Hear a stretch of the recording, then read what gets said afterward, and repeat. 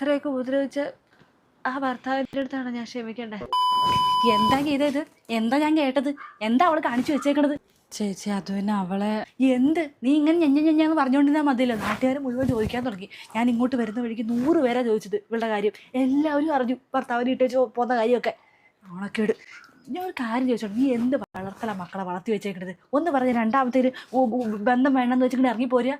അവളുടെ അച്ഛൻ്റെ പെങ്ങളല്ലേ ഞാൻ. ഒരു വാക്ക് എന്നോട് ചോദിക്കാൻ തോന്നി അവൾക്ക്? ചേച്ചി അവളുടെ സാഹചര്യം അതായിപ്പോയി, അതുകൊണ്ടാണ് അവള്. എന്ത് സാഹചര്യം ചെയ്തേ? നീ അവൾക്ക് സപ്പോർട്ട് ചെയ്യാൻ നിൽക്കുകയാണോ? വെറുതെ അല്ല, അവളെങ്ങനെ വന്ന് നിന്ന് നീയല്ലേ തള്ളയായിട്ട് ഇവിടെ ഉള്ളത്. പിന്നെ എങ്ങനെ അവളിവിടെ നിൽക്കാതിരിക്കും? എൻ്റെ മകള് വല്ലതും ആയിരിക്കണം, അടിച്ച് ഓടിച്ചാലും ഞാൻ അവളൊക്കെ. അല്ല പിന്നെ പറഞ്ഞതിനും തൊട്ടേനും പിടിച്ചതിനും ഒക്കെ ബന്ധം വേണ്ടെന്ന് വെച്ച് ഇവിടെ വന്ന് നിൽക്കുക.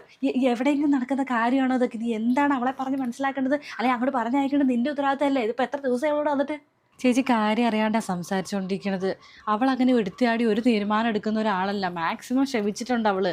പിന്നെ ഇത് അവൾക്ക് ഒട്ടും പറ്റാത്ത ഒരു സാഹചര്യം ആയതുകൊണ്ടല്ലേ. നീ പറയുന്ന എന്ത് സാഹചര്യമാണെങ്കിലും ഈ കാണിച്ചത് മോശമാണ്. ഭർത്താവോ ഭാര്യമാരോ ഒന്ന് അടിച്ചെന്നൊക്കെ ഇരിക്കും. അതിന് ഒന്നും വേണ്ടെന്ന് പറഞ്ഞാൽ ഞങ്ങൾ ഉപേക്ഷിച്ച് പോരുകയാണോ വേണ്ടത്? ഭർത്താവല്ലേ വഴി കൂടെ പോണവരൊന്നും അല്ലല്ലോ അടിച്ചത്. അങ്ങനെയൊക്കെയാണെങ്കിൽ എന്നെ ഞാനൊക്കെ എല്ലാം ഇട്ടിച്ച് പോരണമായിരുന്നല്ലോ. ചേച്ചി ഭർത്താവാണെങ്കിലും ഭാര്യയുടെ ദേഹത്ത് കൈവയ്ക്കാൻ ആരാ അവകാശം കൊടുത്തത്?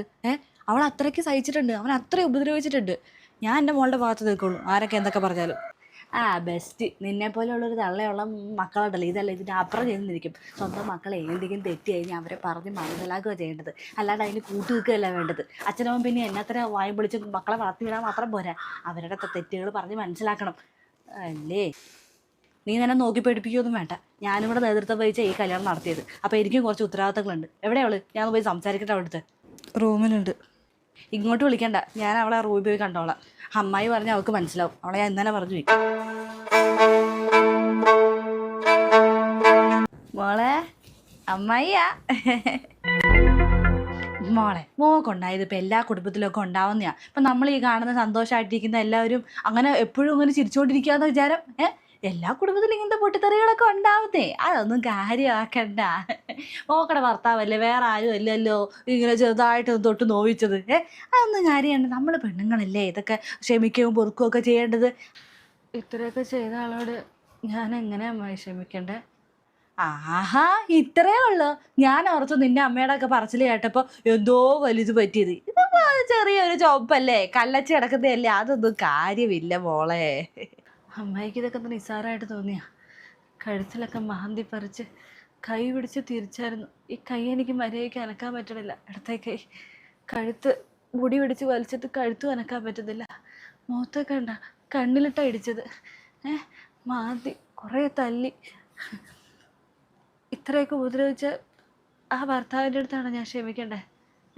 എൻ്റെ മോളെ, ആണുങ്ങളാകുമ്പോൾ ഇച്ചിരി ദേഷ്യപ്പെട്ടെന്നൊക്കെ ഇരിക്കും. അതൊക്കെ നമുക്ക് അറിയാവുന്ന കാര്യമല്ലേ. പൊതുവെ പെണ്ണുങ്ങളൊക്കെ കൂടുതൽ ദേഷ്യം ആണുങ്ങൾക്കുണ്ട്. അവർ ജോലിക്കൊക്കെ പോയി നമ്മളെ കഷ്ടപ്പെട്ട് നോക്കുന്നതല്ലേ. അപ്പം അതിൻ്റെ ബുദ്ധിമുട്ടും കാര്യങ്ങളൊക്കെ ഉണ്ടാവും. പിന്നെ ഞാൻ ഈ കല്യാണത്തിന് വന്ന സമയത്തെ ആ ചെറുക്കനെക്കുറിച്ച് ആ ഒട്ടുമിക്ക സ്ഥലത്ത് അന്വേഷിച്ചു. അങ്ങനെ ഇങ്ങനൊരു മോശ സ്വഭാവം ഉണ്ടെന്ന് ആരും അവനെക്കുറിച്ച് പറയുന്നില്ല. നല്ലൊരു അഭിപ്രായം മാത്രം പറഞ്ഞിട്ടുള്ളൂ. അങ്ങനത്തെ പയ്യന്മാർ ഇങ്ങനത്തെ കുറവാണ് മക്കളെ. അപ്പോൾ പുറത്തിറങ്ങിയൊന്നും അവനൊരു കുഴപ്പമില്ല. പിന്നെ നീ കാര്യമായിട്ട് എന്തെങ്കിലും ദേഷ്യം പിടിപ്പിച്ച് കാണും അവനെ, അതുകൊണ്ടല്ലേ അവനിങ്ങനെ തല്ലേ? അതല്ലേ? ഒരു തവണയല്ലേ അങ്ങ് ചെയ്തേ, അതൊന്ന് മറന്നേക്ക് മക്കളെ. ഒരു തവണയോ? കല്യാണം കഴിഞ്ഞ് 2 കൊല്ലമായി.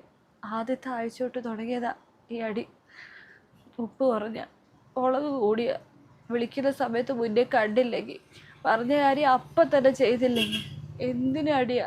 കുറേയൊക്കെ ഞാൻ നിന്ന് കൊട്ടു, ആരോടും പറയാണ്ട്. പക്ഷെ ഇത്രയൊക്കെ ആയ സ്ഥിതിക്ക് എന്നെ കൊണ്ട് വയ്യ.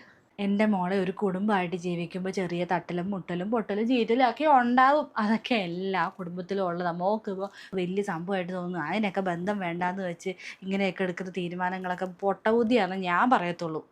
അമ്മായി അതേ പറയത്തുള്ളൂ. പിന്നെ എൻ്റെ മോളെ പോലെയല്ലേ മോളുടെ നല്ലതിന് വേണ്ടിയല്ലേ അമ്മായി പറയത്തുള്ളൂ. ഇതൊക്കെ മറന്നേക്ക്, ക്ഷമിച്ചേക്ക്. ഒന്നും ഉണ്ടായിട്ടില്ലാത്ത രീതിയിൽ അങ്ങ് മുന്നോട്ട് ജീവിക്കുക.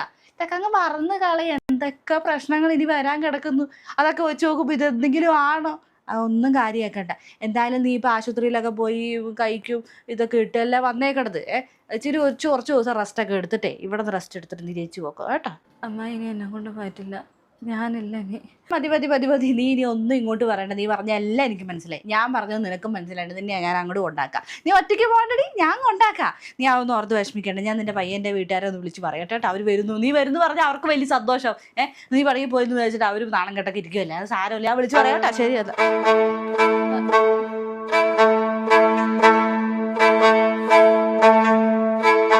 ഇതേ ഞാൻ പറഞ്ഞ കാര്യങ്ങളെല്ലാം മനസ്സിലാക്കിപ്പിച്ചിട്ടുണ്ട്. എല്ലാം മനസ്സിലായിട്ടുണ്ട്. പറയേണ്ടവർ പറഞ്ഞപ്പോൾ നിന്റെ മകൾക്ക് മനസ്സിലായി.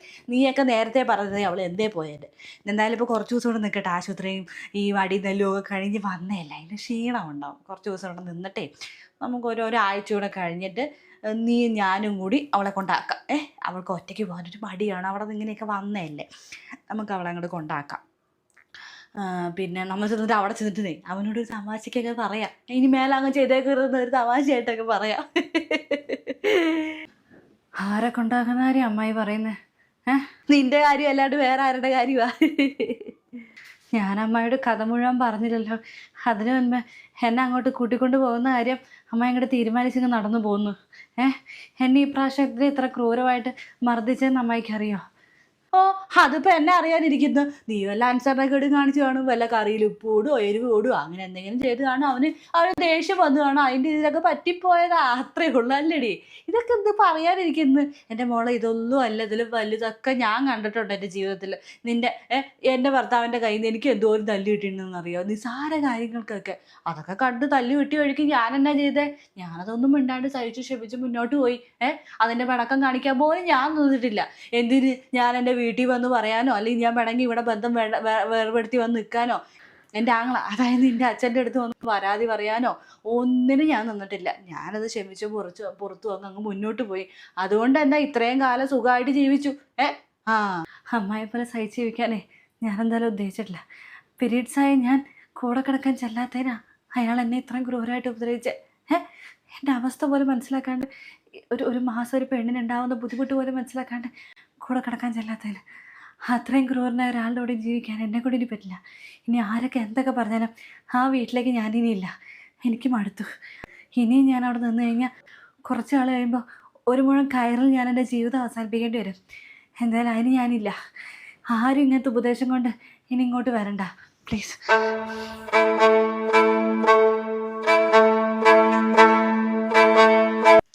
ഞാനൊന്ന് ഇറങ്ങട്ടെ. ചേച്ചി ഉച്ചയായില്ലേ, ചോറിനിട്ട് പോവാ. ഞാൻ ചോറുണ്ടാക്കിയിട്ടുണ്ട്. ഓ വേണ്ട, നിൻ്റെ മകളുടെ വർത്താനം കേട്ടപ്പോൾ തന്നെ എൻ്റെ വയറ് നിറച്ചു. വേർത്തു പോയി.